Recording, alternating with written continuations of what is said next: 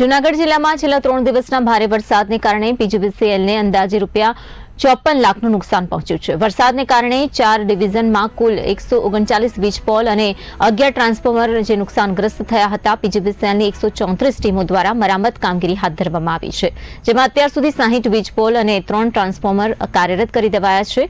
તો અગાઉ 122 ગામોમાં વીજ પુરવઠો ખોરવાયો હતો, જે હવે મોટાભાગે પુનઃ સ્થાપિત કરવામાં આવ્યો છે। બાકી રહેલી કામગીરી પણ યુદ્ધના ધોરણે ચાલુ હોવાનું પીજીવીસીએલે જણાવ્યું છે।